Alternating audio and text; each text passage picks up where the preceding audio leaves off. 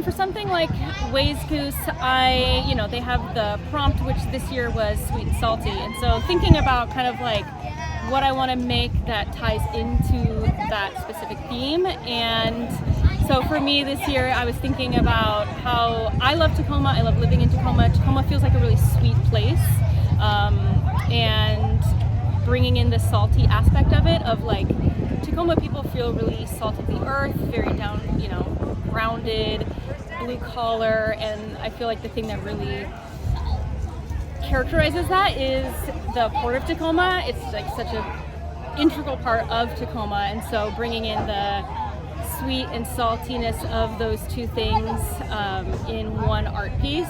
Currently, I feel like my process is just getting into the flow of making art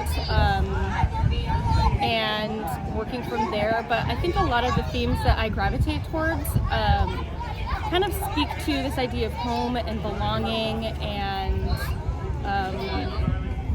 just feeling rooted and kind of the imagery that flows out of that. So yeah, I was an art major, and so I made a lot of art in my 20s, and then life happened, and so I'm sort of just getting back into the sort of scene of art as like a community, and Ways Goose is obviously like a huge part of that. It's kind of my first Tacoma art event that I'm like really participating in, and so I'm really excited about like moving forward from there. But yeah, I live in central Tacoma, and I really love Tacoma. Just has such a beautiful sense of community. But yeah, I really want to be making some more prints. I made a miniature version of my Ways Goose print, so that people who maybe aren't able to have a huge Ways Goose print in their house could get the same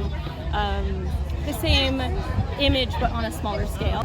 I love living here. I'm a transplant, so I'm not originally from Tacoma, and it's taken me a really long time to feel like I could be okay really rooting down here. And so I think that moving forward, a lot of my art's gonna sort of speak to that.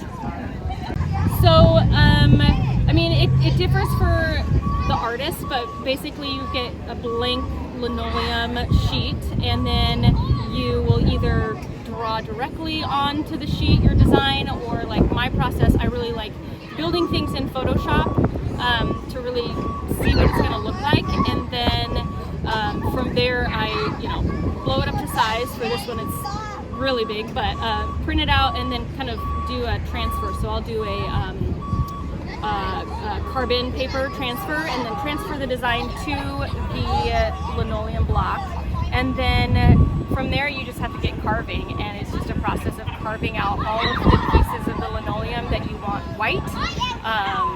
And then for printing, you ink it up. You've got the little rollers, the brayers, you get your ink on there, you ink the whole plate. And then in a traditional setting, you'll have a press, or some people can print it by hand using a Baron. But here we have the steamroller, which functions as that press.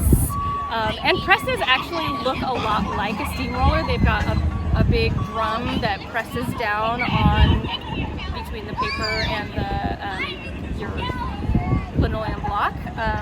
It's really fun, and then you can do it over and over and over and over and over again, and that's what I love about printmaking, is that you do it once and then you can just keep making the same art over and over again.